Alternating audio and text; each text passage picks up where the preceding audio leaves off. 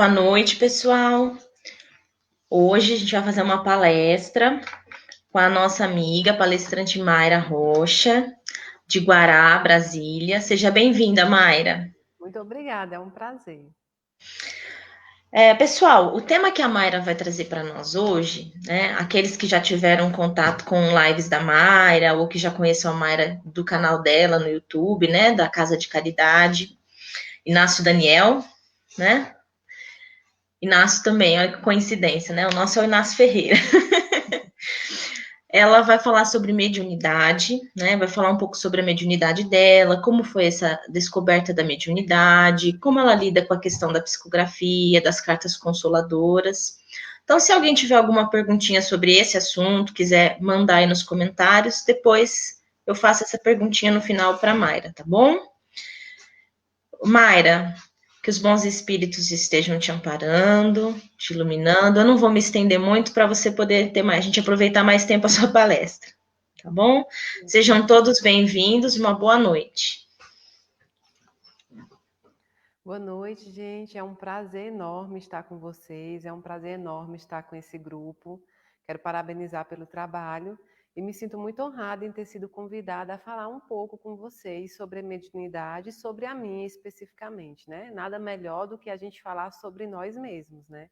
Sempre brinco nas lives e nas palestras que a melhor pessoa para que eu dê exemplo sobre o que falo sou eu mesma.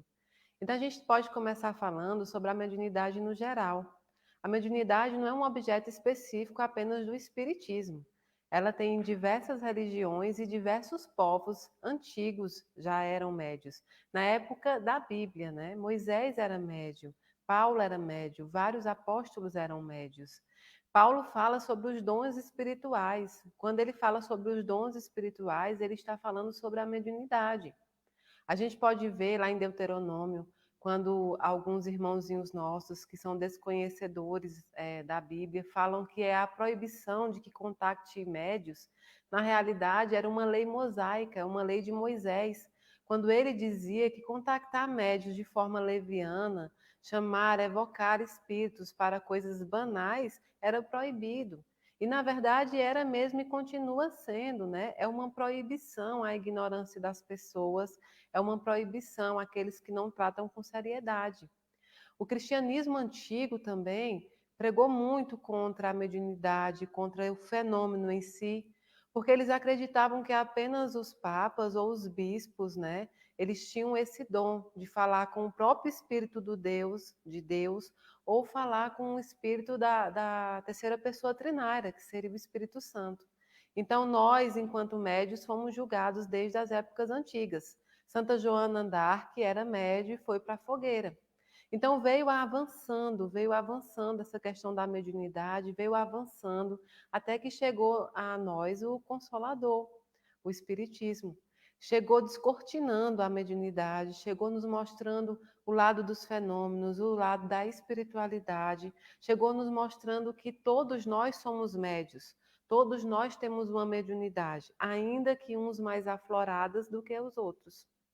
Então, especificamente, a minha mediunidade, eu não sei determinar o período exato que ela começou. Eu sempre digo que entre 6 a 7 anos de idade, por conta que eu já estava na segunda série nessa idade. Então, eu me lembro um primeiro caso específico, recorrente na minha cabeça, que seria na segunda série.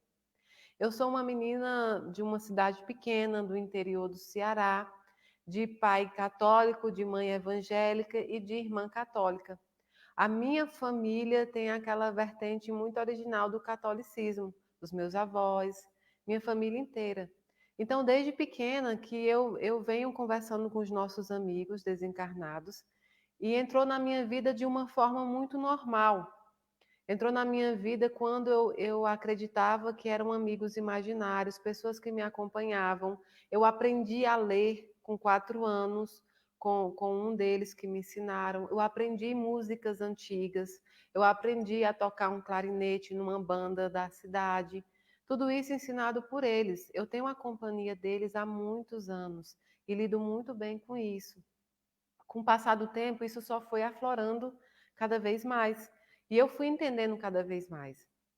Houveram dificuldades junto à minha família, houveram dificuldades junto aos meus amigos, porque para eles não era uma coisa normal, porque eles não conheciam sobre isso, era algo novo e era algo muito novo dentro do seio da minha própria família.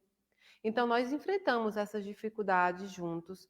Eu parti para a adolescência conversando diariamente com esses amigos desencarnados, que me davam recados, que pediam notícias, que pediam para que eu desse recados, que me contavam segredos. Eu me lembro que quando adolescente, uma tia minha, que desencarnou, foi a realizar uma cirurgia. E era uma cirurgia no estômago, em que ela precisava tirar um tumor.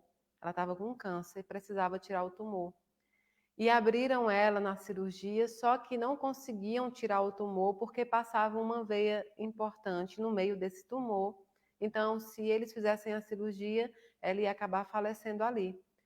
E como ela já estava muito debilitada, a família decidiu por bem não contar para ela que não havia sido retirado o tumor. Deixaram ela desconhecendo esse fato porque ela já estava desenganada e eles não queriam atormentá-la mais. Então fecharam ela, mandaram para casa e ela estava assim crente que o tumor havia sido tirado. Eu me lembro que eu falei para minha mãe, olha, não tiraram esse tumor ainda se encontra nela, porque a avó dela, né, que no caso é a minha bisavó, havia me contado toda essa situação, a minha bisavó desencarnada. Então, são fatos como esses que eu lembro ao longo da minha vida. Eu lembro de um fato muito interessante, que era da minha mãe dando aula. Minha mãe é professora, professora de matemática, e ela me levava para a escola quando não tinha ninguém para cuidar de mim. E eu fui com ela para a escola e ela ia aplicar uma prova de probabilidade. E a sala inteira estava lá tentando fazer essa prova, e um desencarnado amigo me disse a resposta da prova. E eu disse para todo mundo. E minha mãe foi obrigada a dar 10 para todo mundo, porque eu disse a prova, uma menina de 5 anos. Então, assim, são muitas coisas que aconteceram ao longo da minha vida. E eu fui acostumando, eu fui convivendo com isso da melhor forma possível. Eu percorri várias religiões, mas sempre fui muito religiosa. Então, sempre que eu podia, eu estava sobre um grupo, eu estava sobre uma igreja. Fui muito católica, praticante da carismática, e depois segui a minha vida, já na adolescência, até a fase adulta, como evangélica, de uma igreja que eu tenho um grande, imenso carinho, de uma igreja que me acolheu muito bem, de uma igreja que me mostrou um outro lado, onde eu podia utilizar o livro que eu mais amo, que é a Bíblia, e podia utilizar junto da minha mediunidade. Então, eu exerci a minha mediunidade dentro das outras religiões. É claro que os meus irmãos das outras religiões entendiam de diversas formas, como se fossem anjos que me contavam, como se fossem amigos que estavam ali para alertar a comunidade da igreja ou para alertar alguma coisa para mim, mas sempre me trataram com bastante carinho, com bastante amor. Então, na minha fase da adolescência, quando eu descobri as outras religiões, eu fui praticante delas, eu fui muito bem recebida e sempre exerci minha mediunidade. Agora, há pouco eu conversava com a Isabela, antes da gente entrar no ar, e eu dizia para ela que, para mim, não foi difícil. Quando eu encontrei o Espiritismo, já foi na fase adulta da minha vida. Eu já havia desenvolvido minha mediunidade diante das outras religiões e das outras pessoas.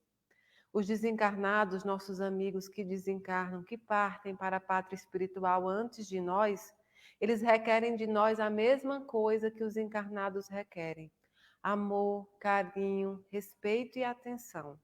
Quando você aplica esses princípios de amor, carinho, respeito e atenção, você recebe de volta a mesma coisa: mais amor, mais carinho, mais respeito, mais atenção.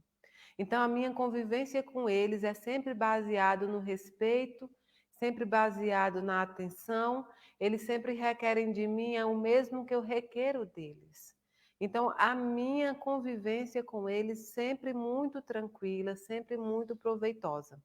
Quando me perguntam nas palestras ou me perguntam quando me encontram na rua, se existem espíritos sofredores ou espíritos das trevas, eu sempre falo que eu nunca vi um espírito das trevas, porque é muito recorrente alguns irmãos nossos usarem esses adjetivos, né? Essas denominações.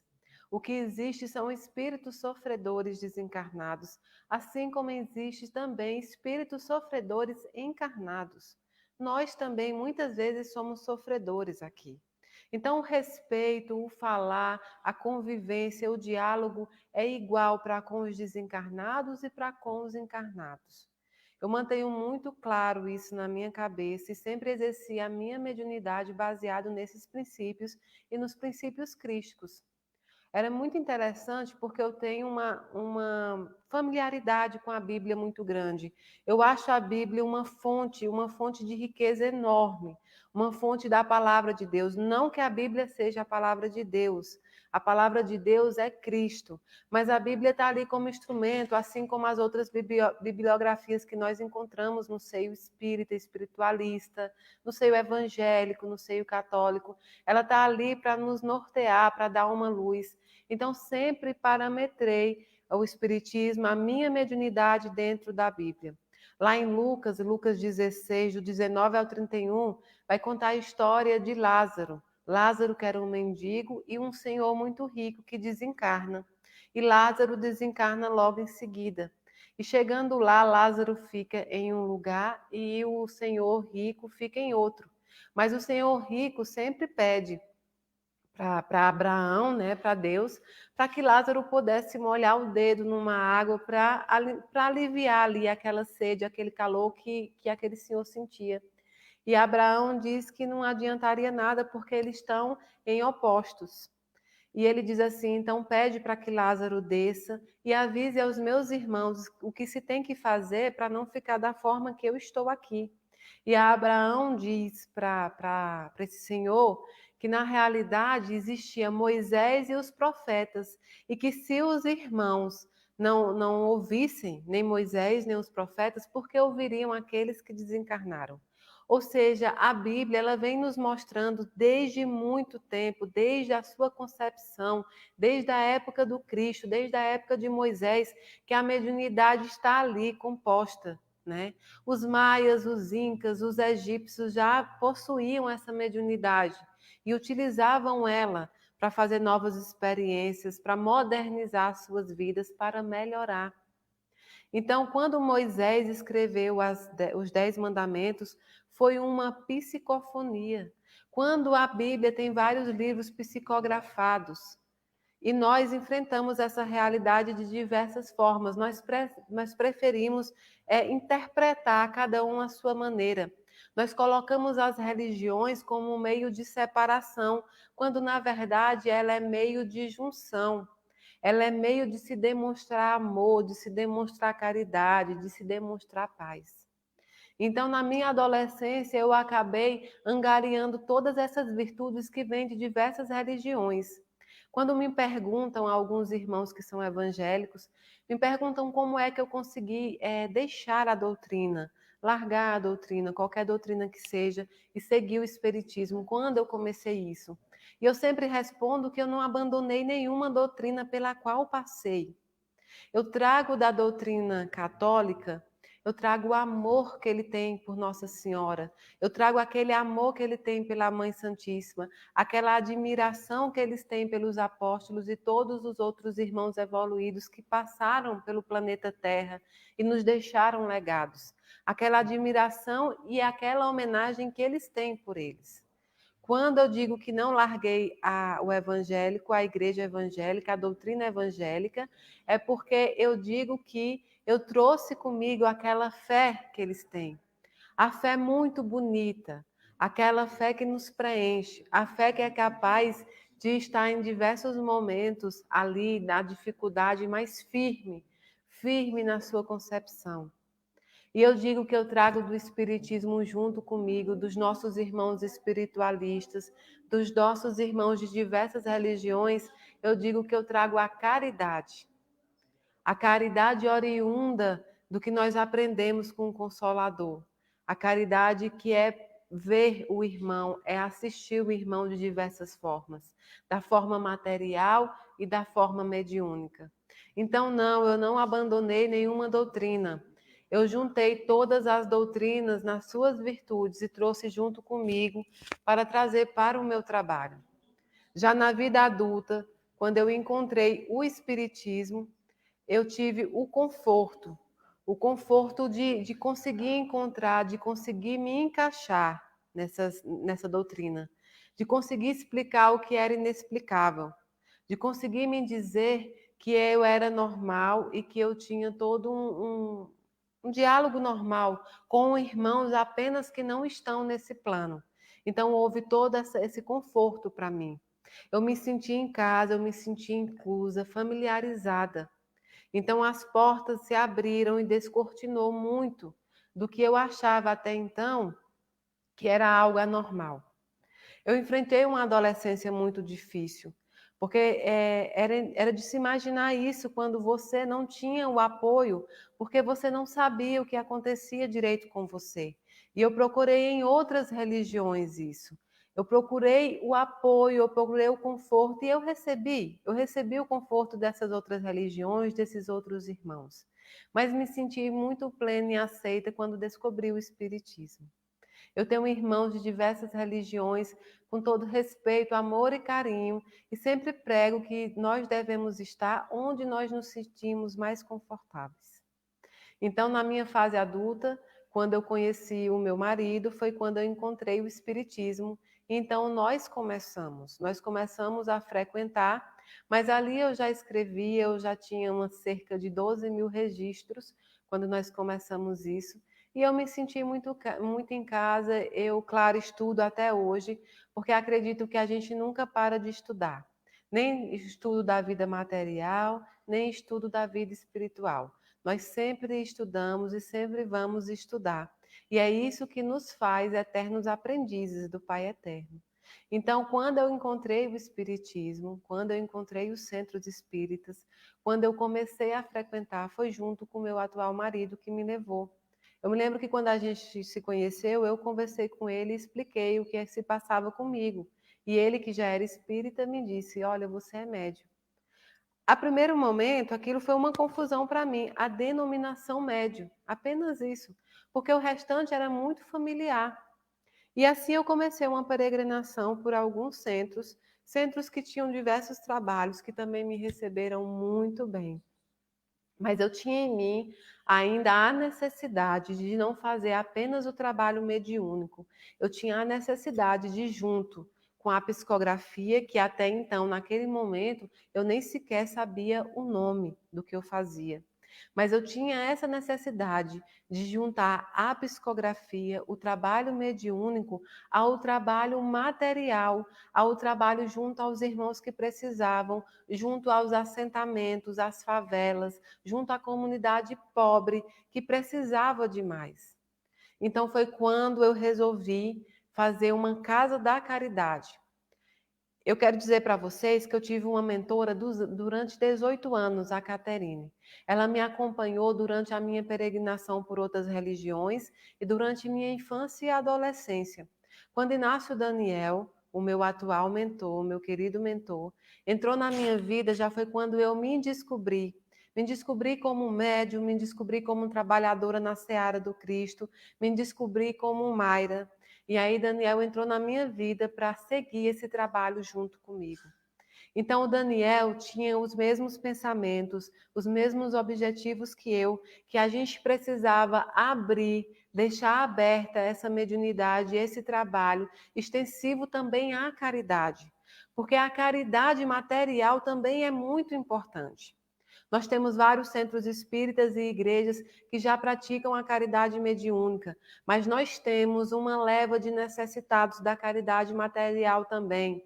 O Daniel sempre diz que quando uma pessoa está com fome, não adianta nada você dar um passe, porque naquele momento aquele passe não vai curar a fome daquela pessoa e ela não vai conseguir estabelecer um padrão vibratório espiritual se ela estiver ali com o material em falta.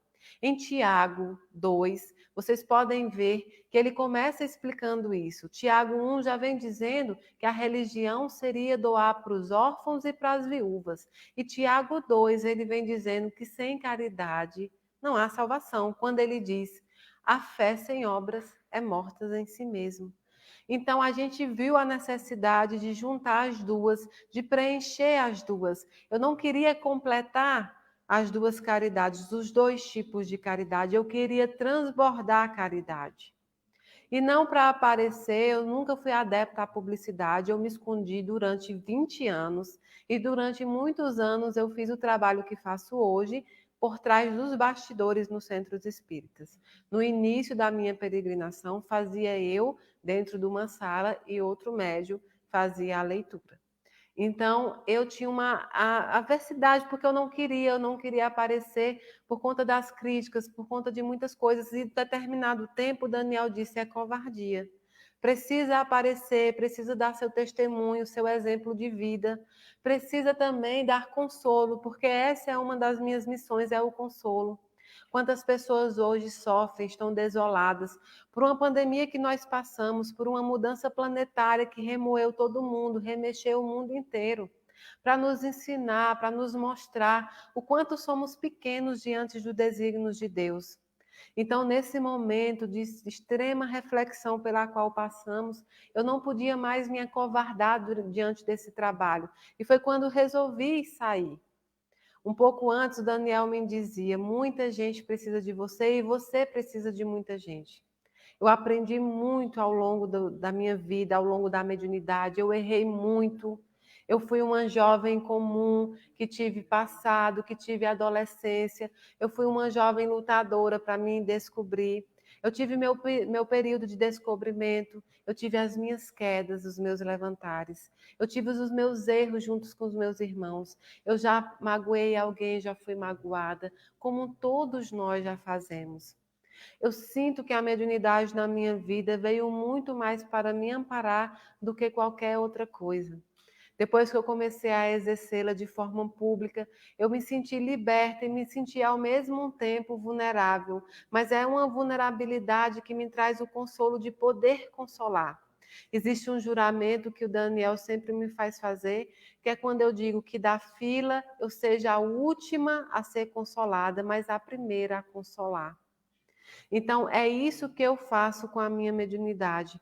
Quando você exerce a sua missão, seja ela mediúnica ou não, quando você exerce com extremo respeito, com extremo carinho, com extremo amor, com extrema seriedade, sem esperar nada em troca, você recebe também tudo isso de volta.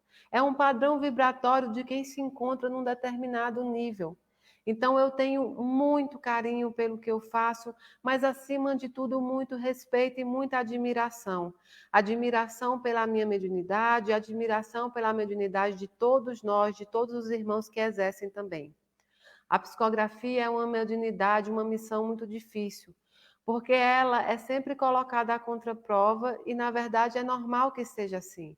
Nós, enquanto espíritas que somos, nós sabemos que o questionamento é válido, porque nós somos fé, razão e ciência.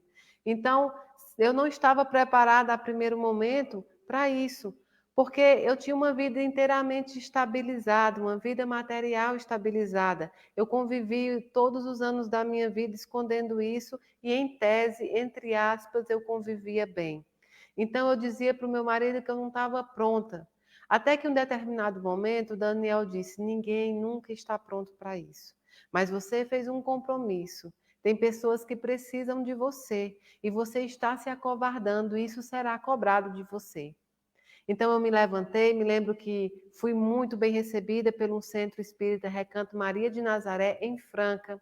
E foi lá que as portas da publicidade mesmo do mundo se abriram para mim. Porque lá eu resolvi não me acovardar mais, eu resolvi exercer o que eu vim para exercer. Então, com muito amor e carinho, eu devo isso ao pessoal de Franca, aos meus amigos do Recanto de Nazaré, que me acolheram de uma forma tão bonita e eu me senti livre para isso. E de lá para cá já se passaram alguns anos, já se passaram meses, e eu continuo firme no propósito do meu trabalho. E é isso que eu queria dizer para todas aquelas pessoas que possuem a mediunidade, mas que hoje se acovardam por conta de crítica, ou de dúvida, ou de preconceito. Eu quero te dizer que isso nunca vai acabar, isso é inerente ao ser humano, por quanto ainda não evoluídos que somos. Mas você vai encontrar isso em todas as áreas. Não se acovarde, porque tem gente precisando da sua mediunidade. O mundo precisa de você.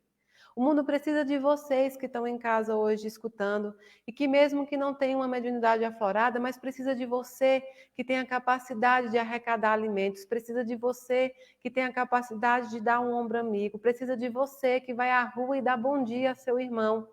Precisa de você que é capaz de sentar e escutar alguém que está precisando. O mundo precisa de você que acolhe os animais, de você que acolhe o meio ambiente. O mundo precisa de nós e não da nossa covardia. As pessoas precisam umas das outras.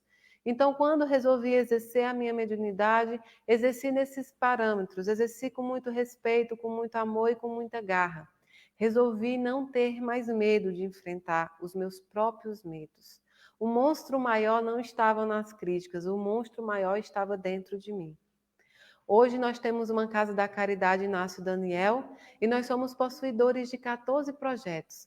Nós temos projetos de enxoval, de cesta básica, de gás de cozinha. Nós temos diversos projetos que me fazem muito feliz e faz muitas pessoas felizes. Eu sinto que há uma completude na atividade mediúnica material e na atividade mediúnica, né? Dentro dos centros. Existe o amparo do passe, existe o amparo da cesta básica, existe o carinho e a preocupação quando você doa algo que é seu para alguém. Existe o carinho e a preocupação de saber que aquela pessoa vai estar melhor. Você dá um bem-estar para aquela pessoa, você dá um bom ânimo. Eu passei uma vida inteira para entender isso e acho que mesmo quando desencarnar, ainda não teria aprendido tudo que eu deveria aprender e de como é bonita essa relação. A religião, ela serve para nos unir, mas ela não te traz religiosidade, ela não te traz espiritualidade. A religião é para aqueles que têm medo do inferno e a religiosidade é para aqueles que já passaram pelo inferno. Nós passamos tantas provas, o inferno que eu falo nesse momento são de provas, provas árduas, provas difíceis, provas que nós enfrentamos durante o nosso dia a dia, provas com familiares, provas com desemprego, provas quando você passa por questão de religião, de opção sexual, pela sua cor, pelo seu gênero. Nós passamos provas diárias e essas provas são oriundas para a nossa evolução. São desígnios de Deus, são planos de Deus para que a gente possa evoluir. Nós não estamos aqui nesse planeta para brincar. Nós estamos aqui também para ser felizes, mas nós estamos aqui para aprender, para nos agarrar uns nos outros, para nos ajudar, para nos empurrar, para nos tornar melhores, para que a gente, de mão dadas um com os outros, possamos seguir ao caminho da evolução. Eu hoje tenho plena certeza o quão bonito, o quão sincero é o amor daqueles que trabalham na seara do Cristo. É o amor daqueles que juntos aprendem a voar. Então, eu quero agradecer imensamente essa oportunidade. Vou encerrar por aqui para não se estender, não se tornar cansativo. Mas eu quero dizer para vocês que todos somos importantes no trabalho do Cristo. Todos somos importantes, somos sementes que depois viraremos flores, né? É como Daniel disse, por onde você flores, amores, né? Então é isso que eu quero dizer para vocês, que cada um seja uma flor, seja uma rosa, seja uma orquídea, seja uma tulipa, mas que possa florescer em amor, em caridade, em fé, em perdão. Que você saiba que por mais erros que você cometa, por mais que você ache que não é capaz, você é. Quando você se sentir fraco, lembre-se que você é filho de um Deus grande, é filho de um Criador do universo, é filho de um Criador perfeito. E nenhuma criação de um Criador perfeito é imperfeita. Muito, muito obrigada a vocês. Que Deus possa abençoar a vida de vocês, o trabalho de vocês, a casa de vocês, possa abençoar seus filhos, seus familiares e cada lugar que vocês colocarem o pé, que seja muito, muito, muito protegido. Muito obrigada. Pessoal, chegaram algumas perguntas aqui e eu vou fazer essas perguntas para a Mayra, acho que para ela esclarecer, né? Ela falou já algumas coisas que entram um pouco nas perguntas, mas Primeiro, eu quero agradecer a Mayra por ter aceitado esse nosso convite, né? Ela e a Esther foram muito gentis o tempo todo, nos trataram com muito carinho, com muita atenção. E, de fato, são pessoas que transmitem essa energia de carinho, de amor, né? Mayra, uma questão que as pessoas têm pedido aqui para esclarecer é se as pessoas que já faleceram há muito tempo, né, mais de 30 anos, elas podem ainda ter a expectativa de receber uma mensagem desse ente querido. Assim, já fiz muitas cartas de pessoas que desencarnaram há 40 anos, há 50 anos. Não é o tempo do desencarne que vai dar essa prerrogativa de se escrever ou não. A única coisa que faria com que eu não conseguisse ou outros médios conseguissem escrever seria a reencarnação, né? Seria a reencarnação, mas qualquer outro motivo não é obstáculo. E o tempo do desencarne também não é obstáculo, tá bom? Tá joia. Mayra, que critérios que a espiritualidade usa para que alguns entes queridos consigam receber as cartas e outros não? O que é Olha, envolvido nesse processo? é muito boa essa pergunta, porque até serve de esclarecimento para aquelas pessoas que procuram uma psicografia, não só da Mayra, mas de outros médios. A questão da psicografia é uma questão muito de equilíbrio. Alguns médios dizem que é questão de merecimento. Eu não concordo, porque eu acredito que merecimento todos têm. Todos têm merecimento de receber uma notícia de um filho, de um pai, de um irmão, de uma avó. Todos nós possuímos esse merecimento. O que entra em tela é a questão da necessidade daquele momento, é a questão do médio ter uma capacidade limitada para receber essas comunicações, e é uma questão de equilíbrio. Há de se ter um equilíbrio espiritual naquele momento, porque senão a carta se torna uma faca de dois gumes. Quem recebe uma carta em desequilíbrio pode entendê-la de forma diversa do que ela significa. Ela significa consolo, ela significa uma demonstração de que a vida continua e de que os entes estão perto de nós. Então, se você recebe, você está em desequilíbrio naquele momento, você pode entender ela de forma muito diferente, em vez de ajudar a família e lá prejudicar. Existe a capacidade mediúnica do médium, existe a capacidade também de corpo, material do médium. Eu vou dar o exemplo da minha pessoa. Eu consigo fazer 5 cartas, 5 a 6 cartas numa sessão de psicografia. Passando disso, eu me sinto muito mal. O corpo físico se sente mal, ele não comporta. Então, naquele momento, você veja, se tem 1.500 pessoas ali para receber a carta, eu consigo escrever 5 a 6. Então, é lógico que muitas pessoas não serão atendidas. Então, na realidade, o critério, o parâmetro a ser utilizado é a necessidade daquele momento, porque nós questionamos muito a necessidade do nosso irmão, porque nós não vivemos a dor dele. Então, talvez pareça que aquela pessoa que recebeu tem menos necessidade do que você, porque você não conhece o íntimo. Toda carta tem uma função. A carta não tem só a função da notícia, não tem só a função, ela tem uma função específica. Ela tem um alerta, ela tem uma função de modificar os entes familiares que aqui estão para receber. Ela não é só uma carta consoladora, é uma carta reformadora. Então, os critérios utilizados, no meu ponto de vista, no meu ver, pela minha prática, seria equilíbrio e necessidade. Com certeza, né? Se a carta vai causar mais estrago na família do que auxílio, acho que eles esperam um momento mais adequado, né? Verdade. Ô, Mayra, eu já ouvi isso, já fui a algumas sessões de psicografia, né? A sua a gente ainda não foi, mas a gente quer muito ir assim que possível, né? A gente até convidou a Mayra para vir para cá um dia, né, Mayra? Eu irei sim, com prazer. A pessoa que vai à psicografia, né? Eu já ouvi dizer assim: olha, se você quiser dar muitos nomes ou esperar receber a carta de muitas pessoas, é mais difícil você conseguir, porque a sintonia não é a mesma do que você ir pensando naquela pessoa específica. Você precisa se preparar, ir em oração. Existe, na sua opinião, uma preparação para aquele indivíduo que está indo à psicografia e quer receber uma carta do ente querido? Eu acho que oração, eu acho que o padrão vibratório, o equilíbrio, a gente tem que ter no dia a dia. Independente de ir numa sessão de psicografia ou não, se você espera um contato do ente querido seu, você há de se equilibrar diariamente, que eu acho que esse é um dos maiores mandamentos de Jesus Cristo, né? É a paz, é a paciência, é o equilíbrio diário, independente de sessão de psicografia ou não.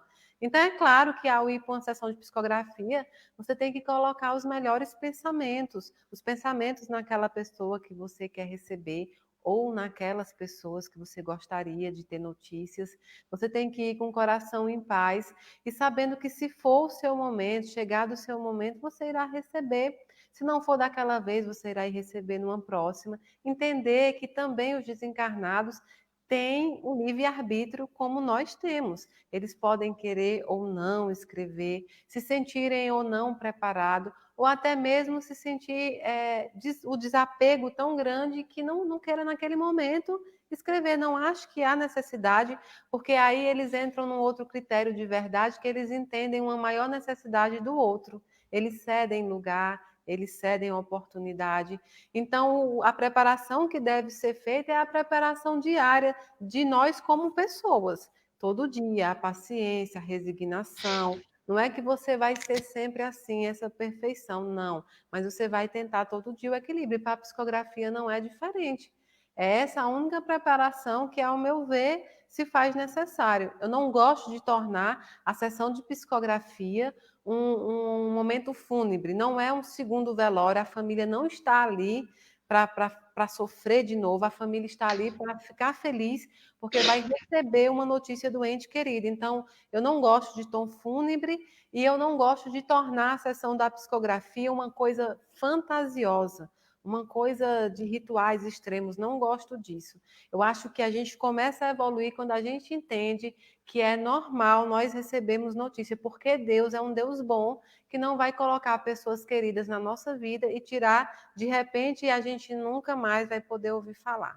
Então, a única preparação é a preparação diária que você tem que ter no dia a dia mesmo, tá bom? É uma coisa que algumas pessoas comentaram quando a gente divulgou a sua palestra e que faz com que as pessoas tenham um carinho muito grande por você, pelo seu mentor, pelo trabalho da sua equipe toda, né? As pessoas que trabalham junto com você aí no centro. É essa questão do como vocês tratam as pessoas durante a sessão de psicografia, né? Então as pessoas acham que é um ambiente muito leve, muito descontraído, o fato de você levantar para dar um abraço, acolher aquela pessoa que vai receber a carta, né? Isso é um complemento muito importante da carta, na visão das pessoas, né? No sentimento daquela pessoa que foi ali na sessão e que conversou com você. E mesmo aquela que não recebeu a carta, ela se sente acolhida, né? Como você falou, pelo que a carta traz, pelo ambiente, né? Claro, a gente Então, tem uma fila de abraço. Toda psicografia existe uma fila do abraço. Depois que eu entrego as cartas e encerro a sessão, eu vou lá para frente e aí quem quiser conversar comigo, me abraçar, então a gente fica, acho que a sessão demora umas 3 horas, os abraços demoram umas 4, porque aí a gente fica lá abraçando e conversando, e o abraço é tão melhor para mim até do que para as famílias, e elas acham que é o contrário. Mas isso me faz tão bem, me faz bem o calor humano, me faz bem a recepção, a confiança pelo meu trabalho me faz muito bem. e é bom porque a pessoa não sai com aquela sensação de eu fui com uma expectativa e saí assim, né? Ela saiu, ela encerrou aquele momento com o abraço e foi, né? Isso É é muito verdade. interessante, né? Muito bom uma sugestão, Mayra. Nós vamos adotar a fila do abraço até aqui na O palestra. abraço é muito bom. Como que se dá a aproximação? Você falou que desde a infância você já conversa com os nossos amigos, né, espirituais, e que eles se aproximam de você com muita naturalidade, você interage como se eles fossem encarnados, né? Sim. Como que se dá esse momento da aproximação durante a sessão de psicografia, no teu caso? Você vê o espírito ali, ele se aproxima para transmitir? Como acontece? Quando resolvi assumir a psicografia, quando resolvi fazer, eu tinha em mim que eu precisava impor também regras, regras enquanto encarnadas, para não sofrer muito, muito com preconceito ou muito com desconfiança.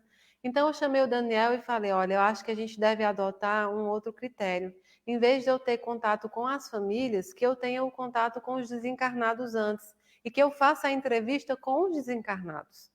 E o Daniel concordou. Então, no momento que você deseja receber a psicografia, que você emite isso, que você quer, os seus entes queridos já começam a se aproximar de mim.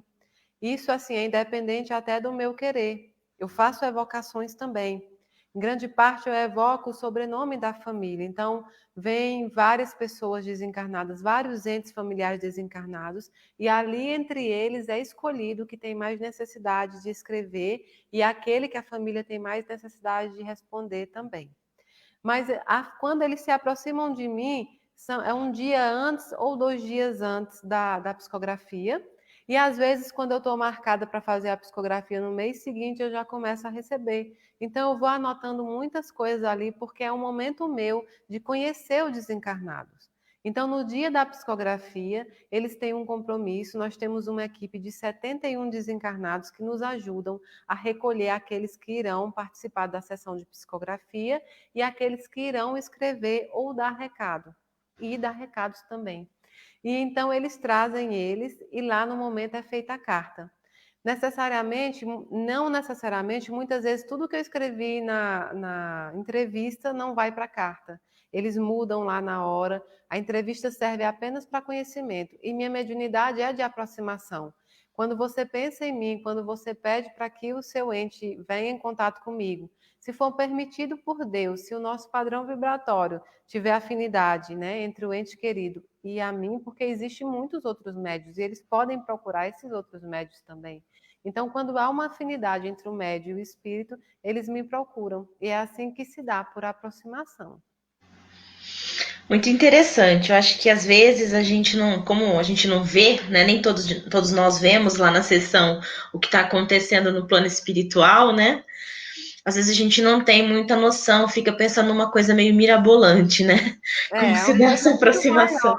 maior. Mayra, você falou que tem, além da psicografia, também os recados, né? Eu acredito que alguns espíritos, talvez muitos deles que estejam ali e que não vão psicografar a carta porque vem a necessidade do outro maior, né? Eles acabam deixando pequenos recados, né? Então, muitas vezes eu vi já em palestras suas, em vídeos seus na sessão de psicografia, que às vezes você deixa alguns recados de crianças, né? Espíritos que desencarnaram crianças, que não conseguiram escrever, ou espíritos que estão tensos, estão nervosos. Eu acho interessante isso que você relata, porque às vezes a gente esquece um pouco dessa questão humana, né? Essa questão de ter esses sentimentos, esses pensamentos do desencarnado, né? Dele ficar nervoso, dele ficar emocionado de ver a família ali, né? E muitas vezes não conseguir escrever, né? Sim. Chico Xavier, né, nosso grande Chico Xavier, dizia que a saudade é uma dor que machuca nos dois mundos, né? Então, se eles têm saudade, se eles podem ter saudade, imagina os outros sentimentos. Eles têm emoção, eles têm tristeza, eles são nós em outro plano, né? Eles são também em eterna evolução. Então, muitas vezes eles ficam tão apreensivos quando veem a família, quando sabe que ali está perto da mãe, muito próximo, porque aí eles têm a certeza que eu estou muito próxima, que eu posso tocar na família, né? Quando eles não podem, que eu posso conversar. Eles ficam, às vezes, tão aflitos, tão ansiosos por falar, que acaba prejudicando a comunicação. Então, quando eu vejo que eles não estão em condições de escrever, é feito um filtro, né? Para que a carta saia da melhor forma possível. Então, quando eu vejo que não há condição, que há uma confusão ali pelo nervosismo, pela tristeza, ou pela saudade, ou pela emoção que é grande. Às vezes a felicidade é tão grande que atrapalha. Então eu transformo o que seria uma carta em recados, alguns enormes, alguns menores, mas foi uma forma que a gente conseguiu de ajudar, já que eu não podia dar a carta, de eu poder ajudar aquela família que se foi, tá bom? Mas, Tá, ó, já que a joia. gente está falando em recado, eu acho que tem uma mocinha chamada Vanusa que ela deve estar assistindo. É Nusa, eu acho, tá? Eu estou com o marido dela, o seu Valdo, aqui, que diz que morre de amor por ela, que também está com muita saudade dela. Desencarnou em 2019, tá bom, Nusa? Um beijo para você, ele também está com muita saudade. Aproveitar já que você entrou nos recados. Fica à vontade, Mayra. Pessoal, a gente quer muito agradecer a Mayra, e agradecer também ao seu mentor, né, que está sempre com você, com certeza, em todos os trabalhos, né, tudo aquilo que você fala, ele está te amparando. Agradecer por você ter nos atendido, a nossa casa, que é uma casa que acabou de ser fundada, de abrir aqui no plano terreno, né, e a gente sente muito carinho por você, por seu trabalho, por todos vocês que participaram de alguma forma aí junto com a Mayra, né? Seus amigos, os trabalhadores aí do centro de vocês. E assim que possível, Mayra, a gente quer marcar um dia com você para você vir aqui conhecer a gente pessoalmente, conhecer a nossa casa, viu? É um Que prazer. você tenha muita luz sempre no seu caminho, muita proteção, e que as pessoas se aproximem sempre de você com muito respeito, com muito carinho, porque você merece, Muito viu? obrigada, Isabela. Eu que agradeço imensamente essa oportunidade e eu quero parabenizar vocês também. Acho que a gente está precisando, sim, de abertura de novas casas, de novas frentes, com novas cabeças, pessoas jovens também que possam estabelecer novas vertentes, novos mundos também para o Espiritismo, tá bom? Eu desejo tudo de bom. Eu quero agradecer ao Grupo Inácio Daniel, os meus 106 companheiros aqui de jornada e nos colocamos à disposição. Assim como vocês desejam me receber, eu desejo recebê-los aqui também na nossa casa, tá bom? Vamos sim. Obrigada a todos, um beijo. Fiquem com Deus, que nós tenhamos uma semana de muita paz, de muita luz. E que vocês possam sempre contar com a gente. O Flávio colocou aí, meu esposo, né? Quem precisar de vibrações, quem precisar de atendimento fraterno, a gente está fazendo esse atendimento via WhatsApp. Então, só deixar aí nos comentários, depois a gente anota tudo aqui certinho, tá bom? Mayra, eu queria que você esperasse só um minutinho aqui que eu vou fechar a live, tá? Tá bom. Pessoal, uma boa noite, fiquem com Deus, viu?